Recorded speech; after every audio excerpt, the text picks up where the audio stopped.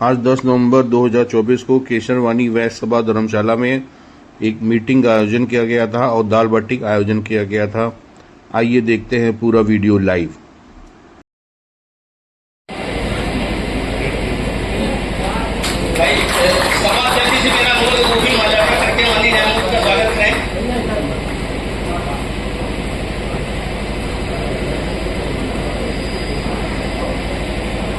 दिनेश संघ advocate peri से भी अनुरोध, कुछ सभाध्यक्ष से भी अनुरोध है वो भी माननीय न्यायाधीश का स्वागत एवं अभिनंदन करें। भाई जी का कटरा मंत्री ट्रस्ट कर रहे हैं, स्वागत अभिनंदन। एक एक दे दो, अभी माला दे दीजिए। माननीय पूर्व सभाध्यक्ष दिनेश जी को माला दे दीजिए, का स्वागत करें। डॉक्टर अशोक गुप्ता जी की अनुरोध है कि वो माला का स्वागत करें। माननीय सभा अध्यक्ष से अनुरोध है कि अंग वस्त्रम से माननीय न्यायमूर्ति का स्वागत करें। अंग वस्त्रम से माननीय एडिशनल कमिश्नर साहब का भी स्वागत करें। माननीय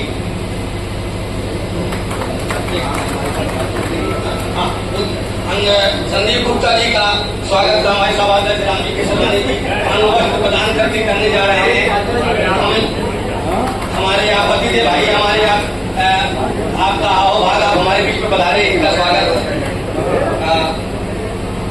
आपको राजेश कुमार गुप्ता जी से भी अनुरोध करूंगा वो माननीय माल्यार्पण पहरा के स्वागत करें। भाई दिनेश चंद कला विकास प्रतियोगिता के सहयोग दिनेश सोलन से भी अनुरोध है कि वो मंच पर आए और माला प्रणाम का स्वागत करें। माननीय शिवनाथ गुप्ता पूर्व सभाध्यक्ष माननीय पुरंदास जी से भी अनुरोध है कि वो माननीय जज साहब का स्वागत करें आकर के। दिनेश चंद मंत्री केसरवानी वैश्य सभा एस कलेक्शन से भी अनुरोध है आकर के मंत्री जी का स्वागत करें। श्री रजनीश जी धर्मशाला अध्यक्ष से भी अनुरोध है कि माननीय न्यायमूर्ति जी का संदीप गुप्ता जी का स्वागत करें। मैं सभी डॉक्टर लोग सर आप स्वागत कर चुके हैं। केसरवानी को ठाकुर जी ट्रस्ट के प्रबंधक आलोक राम केसरी से भी अनुरोध है वो माल्यार्पण का स्वागत करें। धर्मशाला अध्यक्ष का स्वागत हमारे राजेश गुप्ता के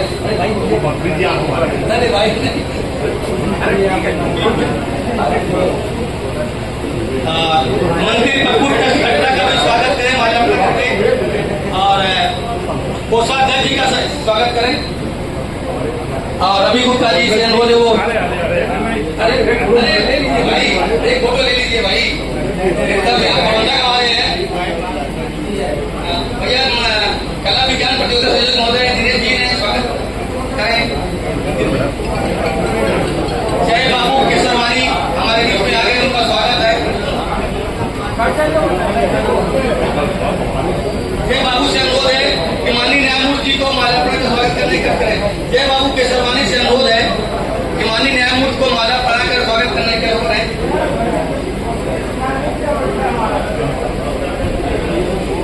बिंदेश्वरी प्रसाद केसरवानी एडवोकेट से भी अनुरोध है कि माल्यार्पण का स्वागत करें। भाई दिलीप केसरवानी को प्रबंधक जिसे अनुरोध है कि वो माल्यार्पण का स्वागत करें। श्री शिव बालक केसरवानी मंत्री और ट्रस्ट के हमारे वरिष्ठ ट्रस्टी हैं, उनसे भी अनुरोध है कि आगे स्वागत करें, अभिनंदन करें। संजय और लवकुश जी से अनुरोध है कि वो आके स्वागत करें माला पढ़ा करके। आलोक राम जी के सत्यप्रकाश जी से अनुरोध है कि वो हमारे अंकेक्षक जी हैं, माल्यार्पण का स्वागत करें। मंत्री दिनेश केसरवानी से भी अनुरोध है से जो स्वागत करें। हाँ, लक्ष्मीकांत निर्भर ट्रस्ट के अध्यक्ष एवं हमारे केसरवानी वैश्य सभा के वरिष्ठ सदस्य हैं, उनसे अनुरोध है कि वो हमारे माननीय न्यायमूर्ति जी का स्वागत करें। मिश्री लाल जी से भी अनुरोध है कि वो मिश्री लाल जी से अनुरोध है, सुरेंद्र गुप्ता जी से अनुरोध है, अनूप केसरवानी जी से अनुरोध है कि आगे माल्यार्पण का स्वागत करें। सुरेंद्र गुप्ता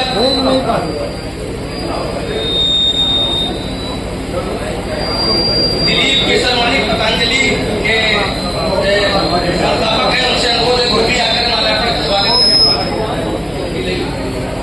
माल्यार्पण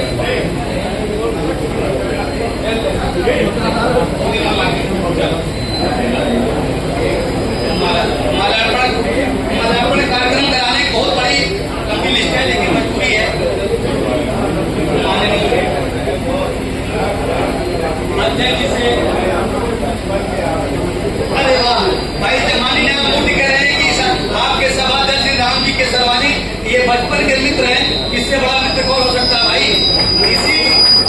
इसीलिए ये कल हमसे बता रहे थे कि हम माननीय न्यायमूर्ति करके तुरंत भाग आए थे। ऐसे तो भाग पाते भाई, हम जाते कहाँ भाग पाते। ये तुरंत खेल में जा रहा हूँ पोता के लेने और चल दिए। बचपन के मित्र की दोस्ती निभाया। गोल्डी मसाला वाले, गोल्डी मसाला खाना जी, गोल्डी मसाला के उनका भी स्वागत है। आज की छोटे बाबू ट्रस्ट के उनका भी स्वागत है। और कुछ नाम अगर नहीं ले पाऊँ, नाम नहीं पहुंच पा रहा हूँ भाई।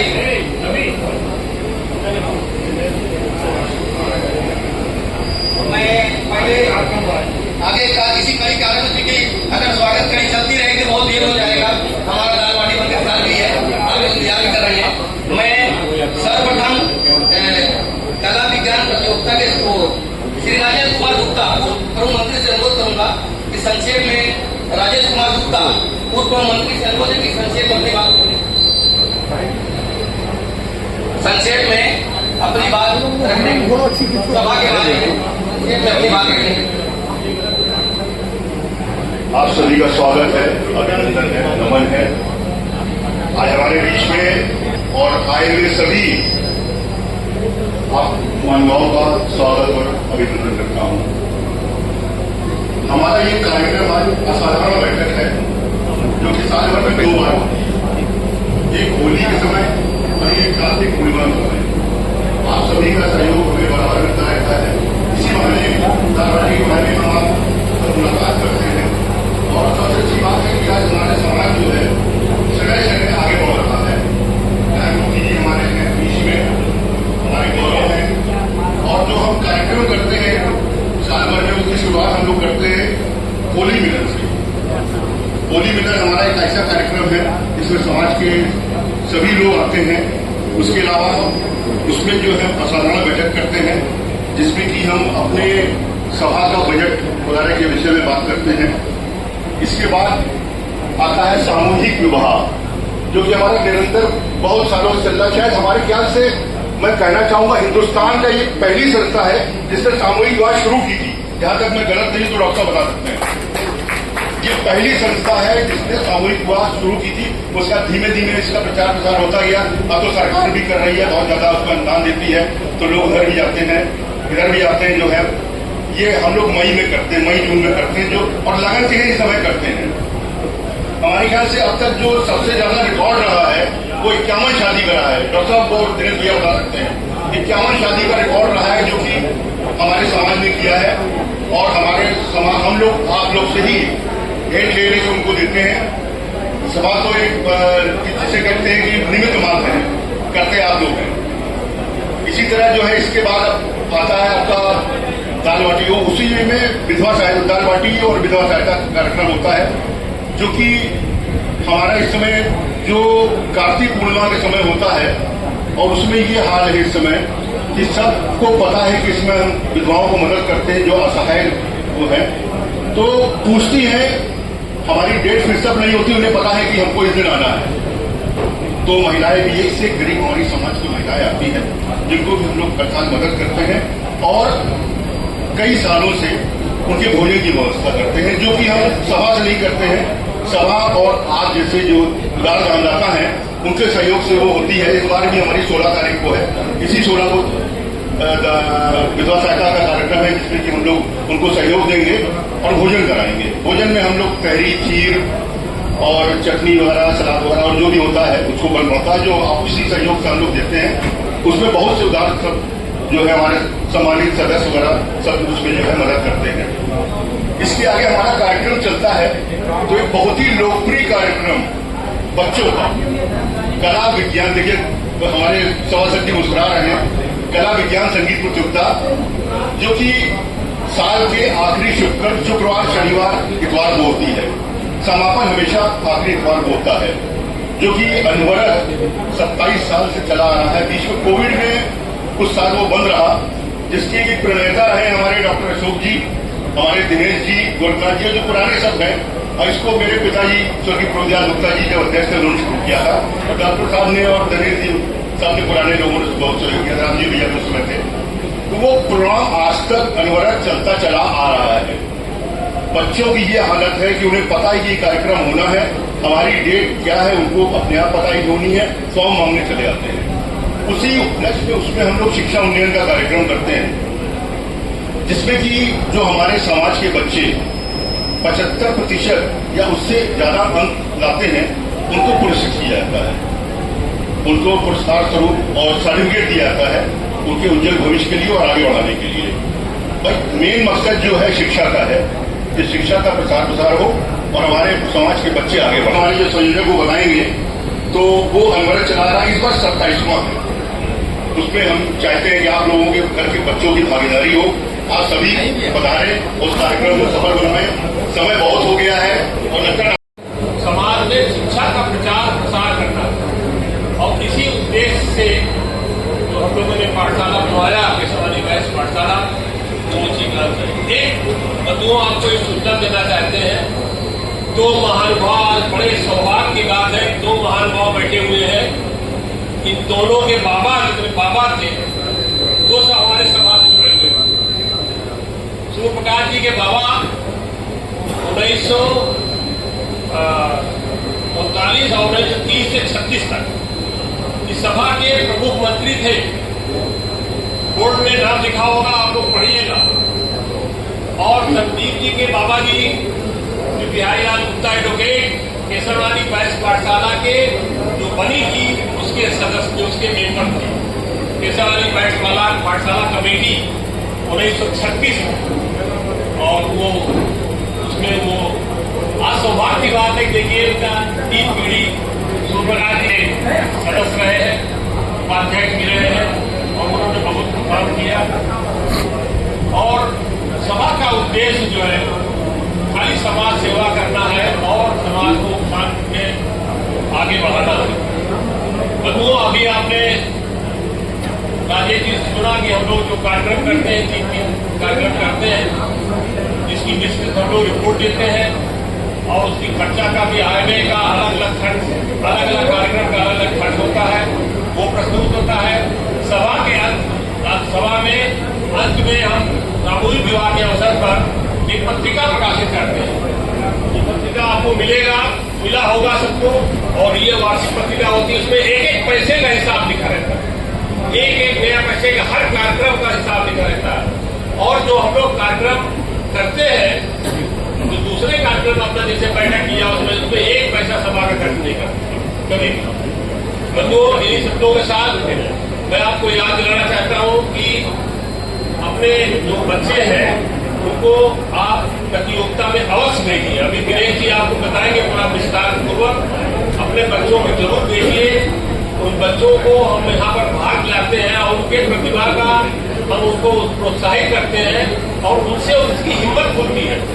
वही बच्चे प्रतियोगिता में जाके जो नौकरी के बारे में पत्रिका प्रतियोगिता जितनी जो होती है उसमें बड़ा अच्छा कार्यक्रम का हिम्मत खुला रहता है।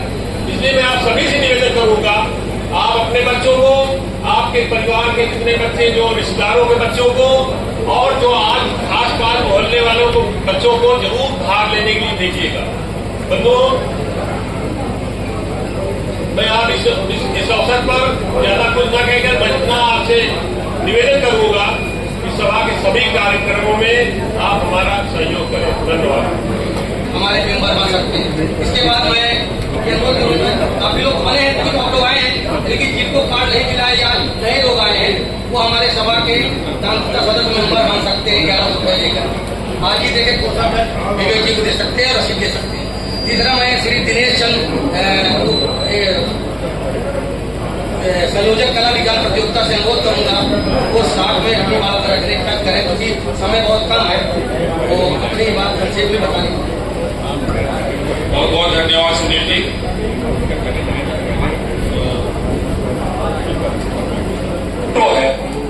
कि हम बच्चों को कैसे आगे बढ़ाएं, बच्चों को कैसे मैदान के खेल के मैदान में हम आगे लाएं। खेल के मैदान में और रोड पर और जो ट्रैक में जो दौड़ने वाला काम है वो घर में छुप कर नहीं रहना है, हमको बाहर आना है।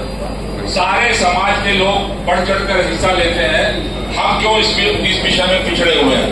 तो ऐसी बात नहीं, हम काफी तरक्की के पथ पे हैं और हम चाहते हैं कि एक एक बच्चों को आप अपने यहाँ उनको इंसिस्ट करें, उनको आप ऐसे प्यार से उनको समझाएं कि आप मैदान में आइए, यहाँ खुली हवा में सांस लें और अपने बच्चों को आप क्रेडिबिलिटी आप देखें कि हमारे बच्चे हैं कहाँ पर।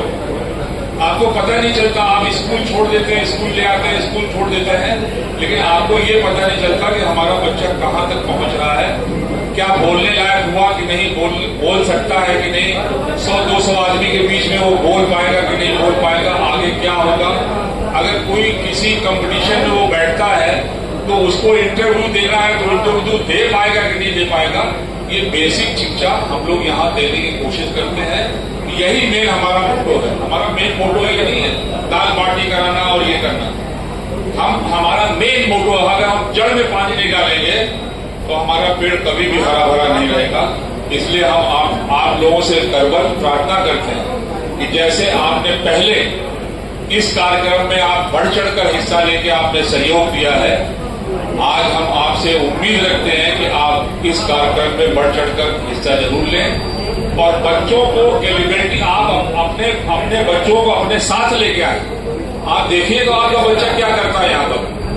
जब हमसे आप माँ बाप से अलग हो गए, यहाँ बैठ के अकेले में कोई लिखा पढ़ी करेगा, तब आपको पता चलेगा कि उसके अंदर क्या क्वालिटी है, क्या खूबी है और क्या हमारे अंदर कमी रह गई है। तो हम आपसे चाहेंगे कि आप अपने बच्चों को साथ आइए, बच्चों को भी लाइए और बच्चों के साथ भी आइए और आप देखिए हमारे बच्चे में कितना दम है। हमारा उद्देश्य तभी पूर्ण होगा जब आप अपने बच्चों को मैदान में ले आएंगे। घर के कमरे में बंद करके और टीवी दिखा के उससे देश का कल्याण, समाज का कल्याण होने वाला नहीं है। IAS PCS अफसर, बड़े अफसर, बड़े व्यवसायी, इस तरीके का बड़ा डॉक्टर, बड़ा इंजीनियर अगर आपको बनना है तो आप अपने बच्चों को अपने कमरे से बाहर निकालिए और समाज में कनेक्ट करिए उनको। समाज में कनेक्ट करने से उसकी जो अंदर की क्रेडिबिलिटी है वो बाहर आएगी। तब आपको पता चलेगा कि किस लाइन में जा रहा हमारा बच्चा और हमें इसको और प्रमोट करने की क्या जरूरत है। हम तो देंगे ही और मैं आपको विश्वास दिलाता हूं कि हमारे यहाँ एक से धुरंधर और इंटेलेक्चुअल जैसे डॉक्टर साहब हैं, दिनेश वकील साहब हैं। आपको अगर बच्चों को कोई भी तकलीफ है, मैं आपको विश्वास दिलाता हूं, आप इस सभा में कांटेक्ट करिए। आप बच्चे आपके पढ़ नहीं पा रहे हैं और आगे नहीं बढ़ पा रहे हैं, तो यहाँ आपको फ्री ऑफ कॉस्ट आपको उसके बारे में जानकारी दी जाएगी। आप अपने बच्चों को तरक्की के मार्ग पे लाइए, यही हमारा मेन उद्देश्य है। और मैं फिर आपसे रिक्वेस्ट करूंगा कि आप इस कार्यक्रम में बढ़ कर हिस्सा लें और हमें सहयोग प्रदान करें, क्योंकि हमारे पास कम से कम 1,500-2 हजार बच्चे आते हैं। आप आइए 3 दिन लगातार, 1,500 से 2,000 बच्चे यहाँ आते हैं, तो उनको भी प्रोत्साहित करने के लिए हम इनाम देते हैं।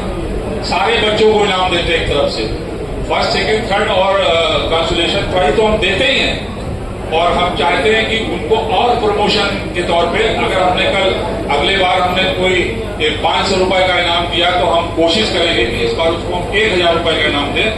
ये भी एक तरक्की का एक मोटो है, एक बच्चों को आगे बढ़ने का एक मोटो है कि देखिए हमने इतना मेहनत किया, हमको देखिए ये सीट मिल गया, ये सामान मिल गया, तो हम और तरक्की करेंगे तो हम और अच्छी चीज पाएंगे और महंगे सामान पाएंगे। तो मैं आपसे सामाजिक बंधुओं से बार बार रिक्वेस्ट करूंगा कि आप लोग जितना हो सहयोग करें और दानदाताओं की हमारे यहाँ कोई कमी नहीं है। आप हमारा कार्य देखिए और समाज के उत्थान में भागीदारी बनिए। जय हिंद, जय समाज।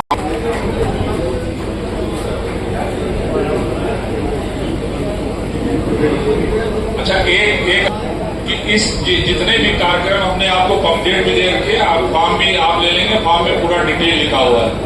अगर आपके पास कोई इस टाइप के जजेस हैं जो टीचिंग लाइन में हैं और वो उस टाइप का काम कर सकते हैं कि अगर 10 बच्चे कोई कार्यक्रम कर रहे हैं या कोई कंपटीशन कर रहे हैं तो उसमें हम सिलेक्ट करें फर्स्ट सेकेंड थर्ड, तो उसके लिए अगर आपके पास कोई इस तरीके के अच्छे लोग हों तो आप उनका नाम हमारे यहाँ प्रपोज कर सकते हैं और उनको हम जज के उसमें टीम में रख लेंगे।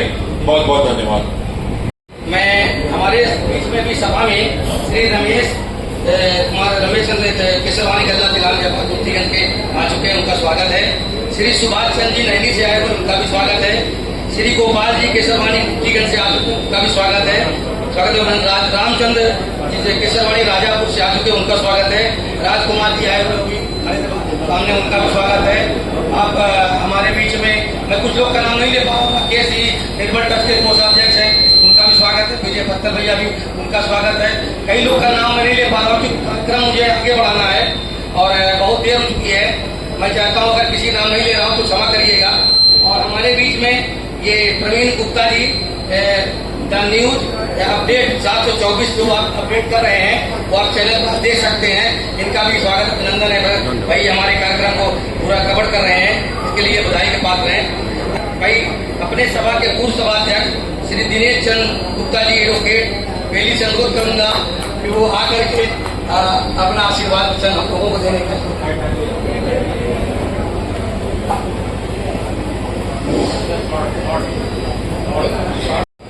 कार्तिक पूर्णिमा के अवसर पर और सभा के ऐतिहासिक पन्नों के बीच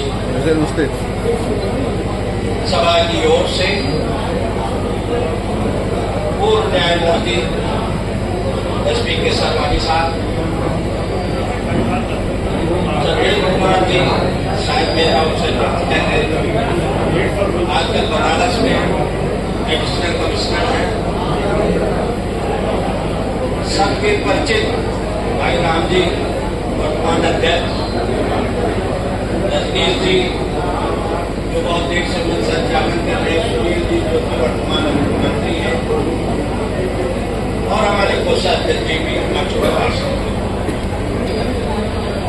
मेरे साथियों ने सब कुछ पहले किया है, कोई चीज बचा नहीं है, जिन्हें कोई चीज नहीं इंट्रोड्यूस करूं।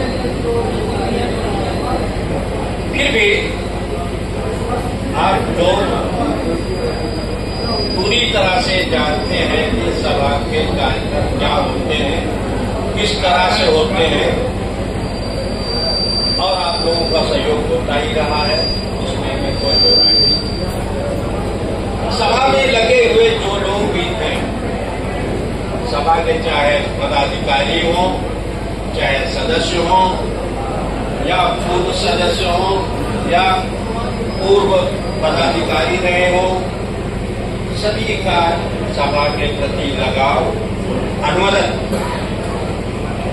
चल रहा है और वो अपनी क्षमता से बढ़कर सभा में सहयोग करते हैं। समय के साथ साथ चलना ही हमारी जरूरत है। जो अभी बताया गया कि दिसंबर के आखिरी हफ्ते में शिक्षा उन्नयन का कार्यक्रम है, ये बाबू दयाल जी लगी और डॉक्टर अशोक, इन दो लोगों के प्रयास से प्रारंभ हुआ था और जिसको सभा ने आज तक कायम रखा है, ये एक बहुत बड़ा सराहनीय कार्य है।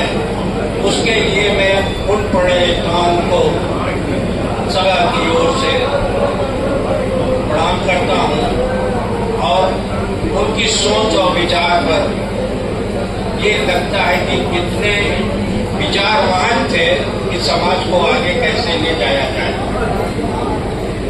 मैं ज्यादा समय न लूंगा क्योंकि हमारे मुख्य सचिव महोदय अध्यक्ष जी भी बैठे हुए हैं, उनकी बातों को करेंगे। पुनः आपका स्वागत अभिनंदन करते हुए मैं अपनी बात को समाप्त करता हूँ। धन्यवाद जी। मैं इस सभा में हमारे श्री गणेश केसरवानी जी के रिश्तेदार भी हैं, श्री राम बाबू केसरवानी मदरसी वो भी बीच में आए, उनका भी स्वागत अभिनंदन है। आप हमारे माननीय उच्च न्यायालय के नामों चीफ गेस्ट हैं। आप हमारे सभा के अध्यक्ष श्री राम जी केसरवानी से अनुरोध है, आप मद्रास से आए हुए हैं, आपका माल्यार्पण का स्वागत करने का करें। आप धन्यवाद भाई, हमारे सभा अध्यक्ष जी ने आपका स्वागत अभिनंदन किया। आपसे अनुरोध है कि आप लोग सुनील केसरवानी को कटरा मंत्री ट्रस्ट से भी अनुरोध है, वो भी आपका स्वागत अभिनंदन करें। हमारे सभा के सुभाष जी अभी भी आए हुए हैं। अनूप भैया अपने बीच में उच्च न्यायालय के न्यायाधीश माननीय सूरजकांत जी केसरवानी जी, संदीप केसरवानी जी, एडिशनल कमिश्नर फॉरेंसिक और सम्मानित आज के इस कार्यक्रम पर आप सबका केसरवानी महंत सभा की ओर से अभिनंदन तो कर ही रहा हूं, लेकिन आज मुझे बताने पर हमको गर्व हो रहा है कि केसरवानी महंत सभा लगातार अपने समाज के जो दबे उठे या किसी कारण से शिक्षा के क्षेत्र में पढ़ना चाहते हैं लेकिन उनका पढ़ाई नहीं कर पा रहे हैं। इस बार केसरवानी महंत सभा 16 ऐसे छात्र छात्राओं को अनुदान देकर इस बात को खड़ा किया है कि वो शिक्षा के क्षेत्र में पैसे के बिना वंचित न रह पाए। ये केसरवानी महंत सभा का उद्देश्य है और उसमें से जितने भी शिक्षा में उनको आवश्यकता पड़ी केसरवानी महंत सभा ने दिया है। और मैं चाहता हूं कि जो कोई भी प्रथम उद्देश्य केसरवानी महंत सभा का, यदि कोई छात्र छात्राएं अपनी शिक्षा में पढ़ना चाहते हैं लेकिन आर्थिक के कारण वो शिक्षा आगे नहीं ग्रहण कर पा रहे हैं, केसरवानी महंत सभा साहस उनका स्वागत करेगी और उनको अनुदान देगी। पहली बात। दूसरा, आपको इस धर्मशाला के निर्माण में और धर्मशाला के विस्तार में कुछ लोगों ने अनुदान भी दिया है। जैसे प्रयाग होटल से अनु केसरवानी जी ने 2 AC दिया है, सुभाष बिल्डर ने 2 AC दिया है और 4 AC उत्तर प्रदेश सरकार के मंत्री माननीय नंद गोपाल गुप्ता नंदी का भी AC आने वाला है। कल तक आज अभी सूचना आई है, उनका भी इस केसरवानी महंत सभा हार्दिक हार्दिक अभिनंदन एवं स्वागत करती है। दूसरी बात मैं आपसे कहना चाहता हूं, मेरा उद्देश्य है कि केसरवानी महंत सभा का जो हाल है फुल AC कर देने का। इसमें से कोई भी व्यक्ति, कोई भी दानदाता अपने पुरोधा के नाम पर यदि के एक पूरा मॉडर्न तरीके से हाल बनवाना चाहता है, AC बनवाना चाहे, लगवा के बढ़िया करना चाहते हैं, उसका भी स्वागत है। आपको शिवचंद गुप्ता भारत बुक डिपो बहुत पहले एक ठंडे पानी की मशीन इस धर्मशाला में दिया है, उनका भी इस क्षेत्र में हार्दिक अभिनंदन और स्वागत है। आप सभी सब बंधुओं से अनुरोध है कि केसरवानी महंत सभा हमेशा ये प्रयास है। आज के मुख्य अतिथि माननीय सूर्य प्रकाश जी हमारे बीच हैं, लेकिन सूर्य प्रकाश जी का पूरा परिवार, चाहे इनके पिता रहे हो, आपके बाबा रहे हो और उससे भी पूर्व लगातार सब लोगों का केसरवानी महंत सभा में योगदान रहा है। उन्हीं के बल पर ये केसरवानी महंत सभा कायम हुआ, उन लोगों के प्रयास से। इनका इस टाइम पर भी अभिनंदन और स्वागत करना चाहता हूँ। प्रयाग होटल के अन्नू भैया, इनके ताऊ जी विश्वनाथ गुप्ता, जब ठाकुर जी ट्रस्ट की स्थापना होने लगी तो ट्रस्ट में केसरवानी महंत सभा के पास बंधुओं को जगह नहीं रह गई थी बैठने का। केसर विद्यापीठ पर कुछ लोगों का कब्जा हो गया, हमारे पास कोई जगह नहीं थी। सन 75 में हाई कोर्ट का जजमेंट आया, केसरवानी महंत सभा मालिक बनी। आज के दिन तक केसरवानी महंत सभा मालिक तो बनी है, लेकिन मालिक की तरह उसको जो लोग कब्जा किए हैं, ये समाज की चीज है, न हमारी नाम की है। तो समाज में मिलजुल के काम करो, जो अधिकार जो जजमेंट आया उसको फॉलो करो और उसके हिसाब से सब लोग मिलकर काम करो, ये मेरा अपना ठान है। लेकिन कुछ लोग उस पर अपना आधिपत्य बनाए रखना चाहते हैं, ये भी बात उचित हमको नहीं लगती। मैं ये चाहता हूँ कि केसरवानी महंत सभा का जो इतिहास है, उस इतिहास के तहत में सब लोग उसको मिलजुल के आगे बढ़ाइएगा। उस दिन केसरवानी वैश्य सभा इलाहाबाद के अंदर एक बहुत मजबूत संस्था थी और होगी। इन्हीं शब्दों के साथ आप सबका अभिनंदन और स्वागत करते हुए आपसे अनुरोध करूंगा, हमेशा किसी जब कभी केसरवानी को वैश्य सभा को आवश्यकता पड़े आप उसमें दान दे। आपका एक एक पैसा समाज के नेक कार्यों में लगेगा, समाज के अच्छे कार्यों में लगेगा, विकास में लगेगा। ये आपको भरोसा दिलाना चाहता हूँ। इन्हीं शब्दों के साथ आप सबका अभिनंदन और स्वागत है।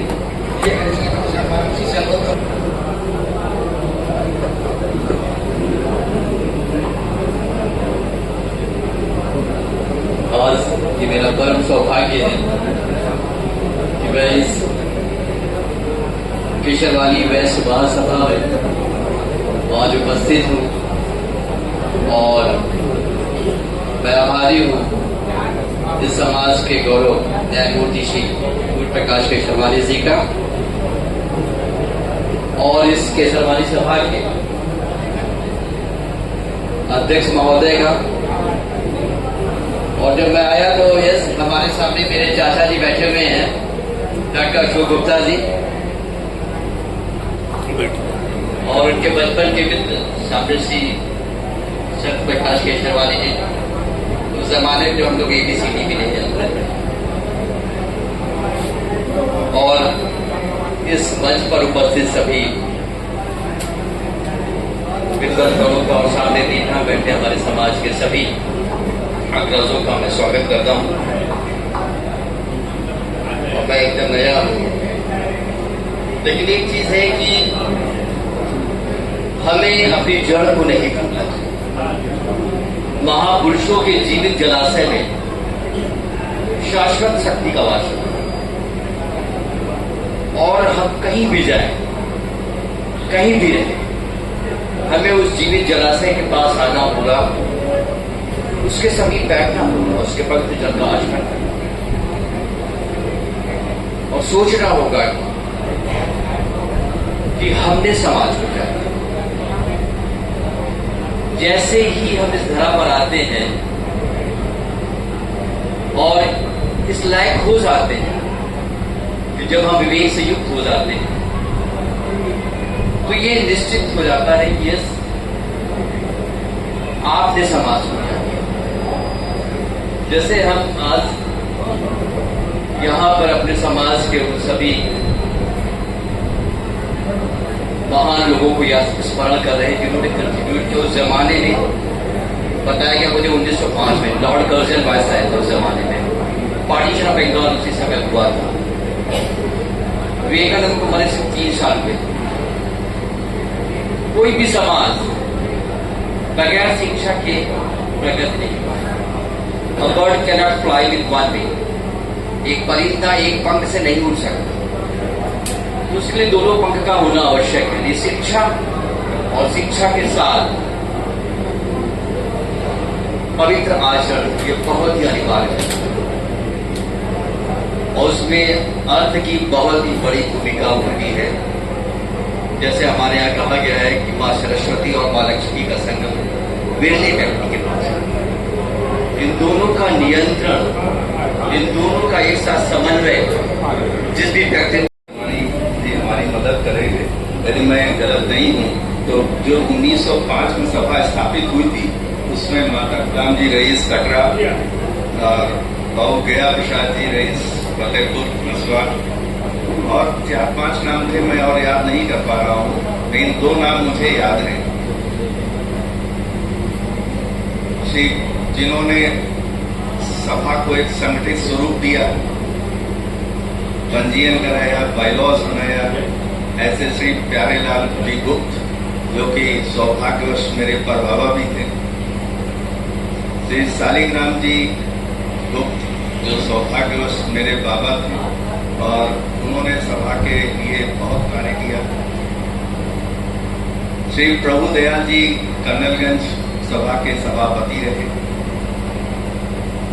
श्री शिवचंद जी कटरा, श्री नारायण दास केसरी जी, डॉक्टर अशोक गुप्ता जी, श्री गोरखनाथ जी, श्री दिनेश केसरवानी जी, श्री मुन्नूलाल जी कटरा और कितने लोगों को मैं नाम लूं, संभवतः सबका नाम लिया जाना संभव नहीं होगा, समय अभाव है। उन सबको मैं नमन करता हूं जो यहाँ उपस्थित हैं और उन सबको शत शत प्रणाम करता हूं जिन्होंने समाज के लिए अपना सर्वस्व अर्पित करते हुए और समाज की सेवा करते हुए अपने शरीर को त्याग दिया है। उन सबको मैं शत प्रणाम करता हूं क्योंकि उन्हीं के आशीर्वाद से का प्रभाव है कि आज हम सब लोग यहाँ पर एकत्रित हैं।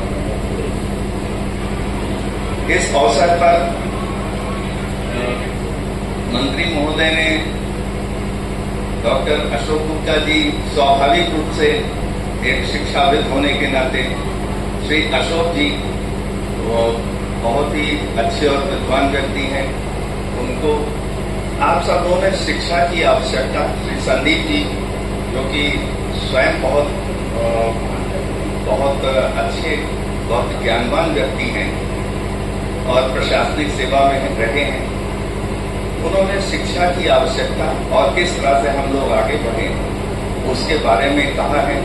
और संभवतः ये आकांक्षा, ये धारा 1905 से ही प्रभावित हो गई थी।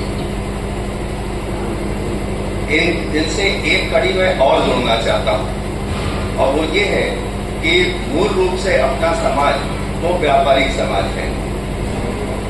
आज हम लोगों को विचार करना चाहिए कि जिस क्षेत्र में बहुतायत हम लोग हैं, 90% लोग उसी व्यापार में संलग्न हैं, क्या इस बात की प्रयास किया जा सकता है कि हम एक्सपर्ट्स की कोई एक ऐसी टीम बना लें यहाँ जो कि प्रोफेशनली एडवाइस करें कि जो नए नए किस प्रकार के अन्वेषण करके कि किस प्रकार के नए प्रोजेक्ट लगाए जा सकते हैं, ट्रेडिंग में किस तरह से किया जा सकता है, क्या नए चैलेंजेस आगे आ रहे हैं, क्या नई अपॉर्चुनिटीज आ रही हैं, स्टार्टअप्स कैसे शुरू किए जा सकते हैं, इन सब का हमें ज्ञान का जो लोग व्यापार में लगे हुए हैं उनको भी लगभग अभाव है। और वो इसीलिए जो डेवलपमेंट है, जो विकास है व्यापारिक क्षेत्र में, उद्योग और व्यापार के क्षेत्र में जो विकास हो रहा है उसकी गति के साथ सामंजस्य नहीं बैठा पा रहे हैं और बहुत पीछे होते जा रहे हैं। मैं श्री राम जी के शर्मानी जी से और सभा के सभी पदाधिकारीगण जो सबके सब मेरे लिए बहुत ही आदरणीय हैं, मैं उनसे बहुत विनम्र भाव से निवेदन करता हूं कि कुछ इस पर विचार करें और कोई एक ऐसी टीम, प्रोफेशनल्स की टीम गठित करें। हमें बहुत आता है ये आवश्यक नहीं है, क्योंकि जो प्रोफेशनल है, जो उसमें रोज दिन प्रतिदिन के बदलाव को देख रहा है, जान रहा है, समझ रहा है, उसकी हमें आवश्यकता है। उसको वो ट्रेडिंग में भी बहुत मदद करेगा, किस तरह से आप व्यापार करें। उदाहरण के लिए कि एक ही जनरल स्टोर की दुकान है जहां पर विभिन्न कनिस्टर में, नहीं तो फिर शोकेस में उसमें लगा के सामान रख लिया है। एक दूसरा प्रोफेशनल है, उसने उसको इस स्टाइल में बेचता है, कुछ होम सर्विस प्रोवाइड कर देता है कि आपसे तिगुनी सेल कर लेता है और आपसे बेहतर दाम पे भी कर लेता है और क्वालिटी के नाम पे अपना नाम भी पैदा करता है। तो इसलिए प्रशासनिक व्यक्ति का भी इस प्रकार की टीम में समावेश होना चाहिए। सौभाग्यवश संदीप जी में हमारे बगल में मौजूद हैं, ये भी कुछ मार्गदर्शन कर सकते हैं। प्रशासनिक अनुभव उनका ज्यादा है, 30-35 साल का। और भी लोग जो इसमें कंट्रीब्यूट कर सकें, ये तो हमने एक उदाहरण स्वरूप नाम लिया है।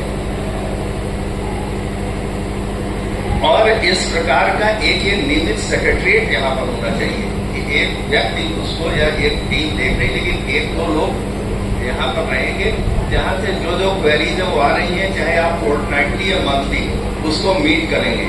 सुभाष के सरवानी जी हैं, वो इस मामले में एक अच्छा मार्गदर्शन कर सकते हैं।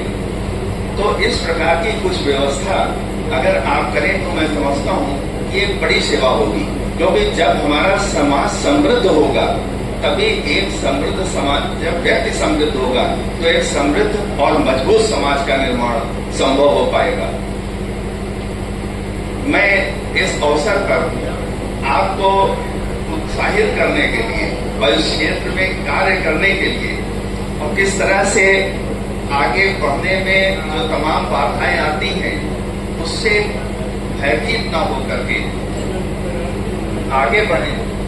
मैं अपनी एक कविता की 2 पंक्ति आपको बता रहा हूं कि सोचिए कि हमको क्यों प्रयास करना है कि जो जड़ है वो मिट जाते हैं, जीवंत सदा सुख पाते हैं, बड़ विपत्तियों पर छा जीवन का मर्म बताते हैं, विपदाओं को गले लगाते हैं, विघ्नों में राह बनाते हैं, संघर्षशील हो सदा सदा यश वैभव कोटि पाते हैं। उठो उठो हे वत्स उठो, तुम्हें जगाने आया हूँ, ज्ञान सुधा के सुरभित में गो से तुम्हें भिगोने आया हूँ। स्नेह दया की शीतल छाया से हृदय ताप हरने आया हूँ, सरिता की अविरल धारा से संघर्ष का अर्थ बताने आया हूँ। मैं आपको आह्वान भी कर रहा हूँ, इस छोटी सी कुछ पंक्तियां हैं एक मेरे लिखे हुए कविता की रचना की, और ऐसी अवसर पर आप देखिए कि अपने जो मूर्धन्य विद्वान हुए हैं, यदि इसमें आप नाम लीजिए तो रामधारी सिंह दिनकर, ये सब फिलोसफर थे, दार्शनिक थे, जिन्होंने समाज के सबसे निचले तत्वों को भी नई दिशा दी और उनकी दशा में बदलाव किया। उन्होंने भी लिखा है रश्मि रवि भाग 3 में, डॉक्टर साहब निश्चित रूप से जानते हैं और भी लोग जानते हैं, मेरे अनुज चंद्र प्रकाश जी और विजय प्रकाश जी बैठे वो भी जानते हैं कि वसुधा का नेता कौन हुआ, इस भूमि पर कौन राज्य कर सकता है, कौन राज्य करने का मतलब कि कौन इसका उपभोग कर सकता है। वसुधा का नेता कौन हुआ, भूखंड विजेता कौन हुआ, अतुलित यश क्रेता कौन हुआ, नवधर्म प्रेता कौन हुआ। जिसने, अब ये पंक्ति महत्वपूर्ण है, जिसने न कभी आराम किया, विघ्नों में रहकर काम किया। बहुत से लोग अक्सर अपने समाज कहेंगे कि हमारे पास तो जुगाड़ नहीं है, हमारे पास तो ये नहीं है, ये साधन नहीं है, ये परेशानी है। बढ़ता वही है जो विघ्न में काम कर रहा है। तो जिसने न कभी आराम किया, विघ्नों में रहकर काम किया, जब विघ्न सामने आते हैं सोते से हमें जगाते हैं। जब वास्तव में विघ्न आता है तो वो आपके लिए एक अवसर के रूप में है। देखो मैंने एक पंक्ति में लिखा था, विघ्न बाधा और विपदा कर्म के सब मूल हैं। जब विघ्न सामने आते हैं सोते से हमें जगाते हैं, मन को मरोड़ते हैं पल पल, तन को झंझोरते हैं पल पल, सतपथ की ओर लगा कर ही जाते हैं हमें जगा कर ही। ये जो विघ्न बाधा आ रहे हैं, ये आपको एक अपॉर्चुनिटी मिल रही है, एक अवसर है, और अगर आप संघर्ष करिएगा तो आपको वो निश्चित रूप से प्रगति के पथ पे लाके ही छोड़ेंगे, बीच में नहीं छोड़ेंगे, ये निश्चय। वाटिका और वन एक नहीं।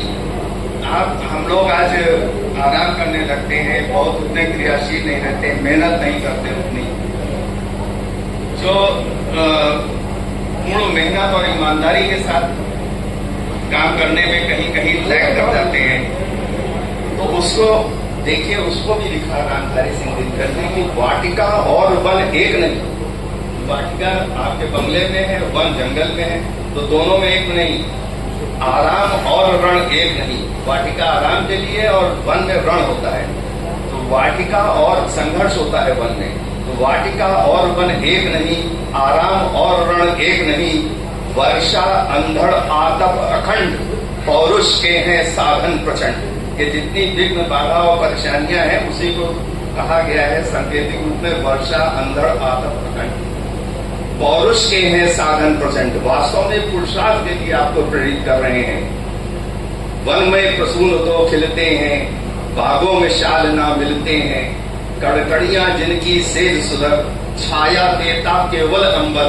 यानी जिनके पास कुछ नहीं है, जो सिर्फ आसमान के नीचे पड़े हुए हैं, जिनके लिए आसमान ही छत है और कंकड़ ही जो है बिस्तर है, वही है कंकड़ियां जिनकी सेज सुधर, छाया देता केवल अंबर। विपदाएं दूध पिलाती हैं, विपदाओं से ताकत आती है, विपदाएं दूध पिलाती हैं, लोरी आंधियां सुनाती हैं। जो लाक्षा ग्रह में जलते हैं वे ही शूरमा निकलते हैं। बड़ विपत्तियों पर छाजा, ये उनका आह्वान है। बड़ विपत्तियों पर छाजा, मेरे किशोर मेरे ताजा, जीवन का रस क्षण जाने दो, तन को पत्थर बन जाने दो, तू स्वयं तेज भयकारी है, क्या कर सकती चिंगारी है। ये अंतिम जो पंक्ति पढ़ी है, इसकी ओर आपका ध्यान ज्यादा आकर्षित कर रहा हूँ। ये सब जब संघर्ष आप करेंगे तो निश्चित रूप से आपको सफलता मिलेगी।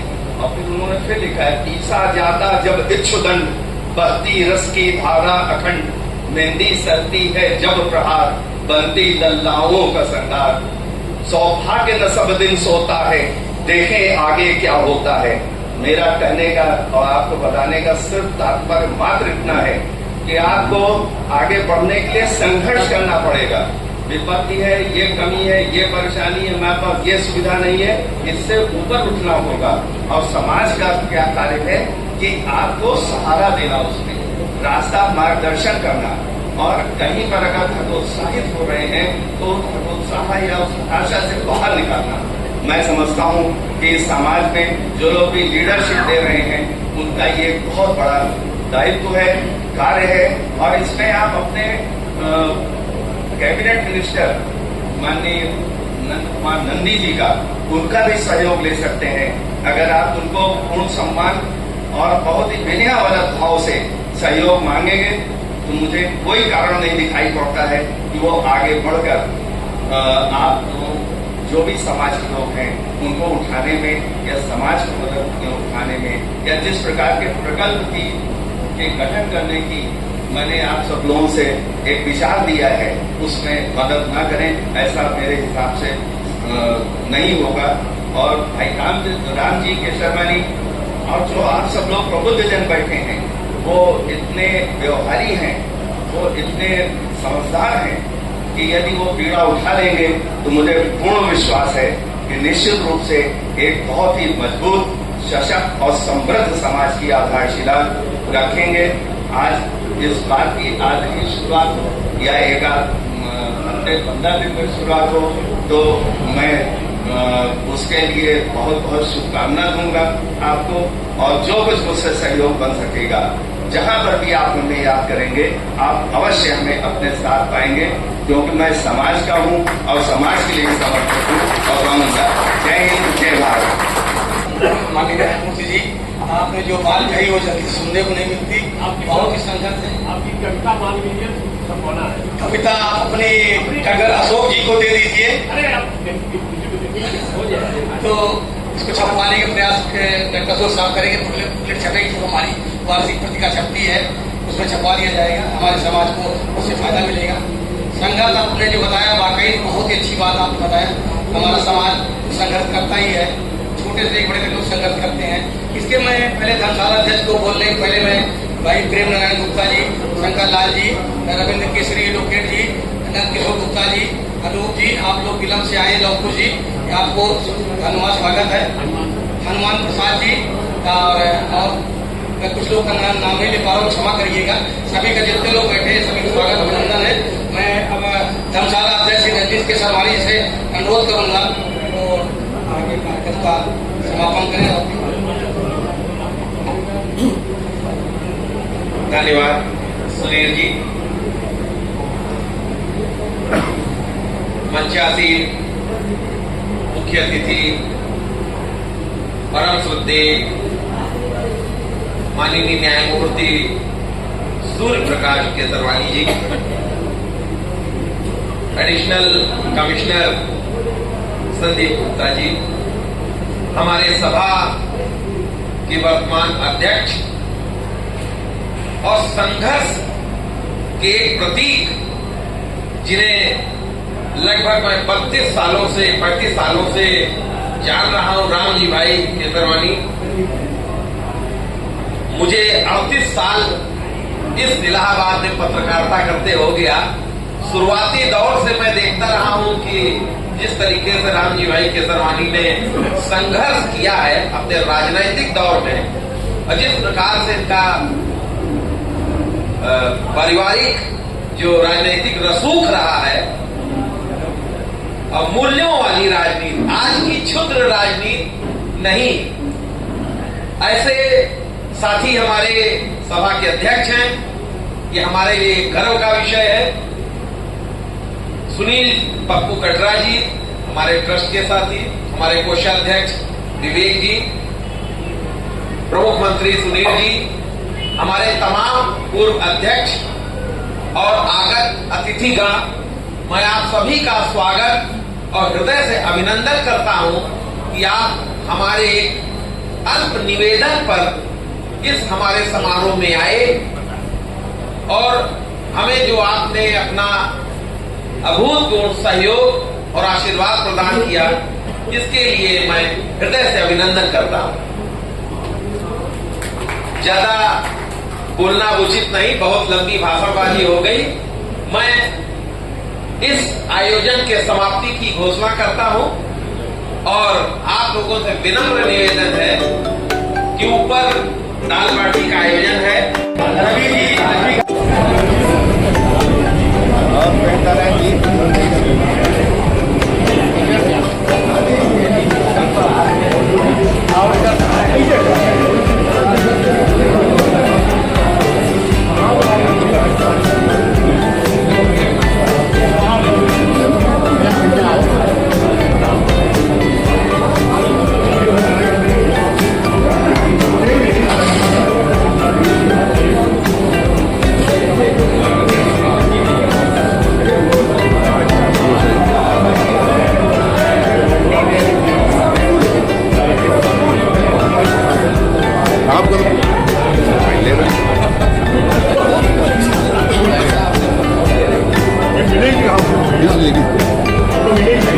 भैया पूछिए, हमारे अध्यक्ष जी है, इनसे पूछिए, बताएंगे।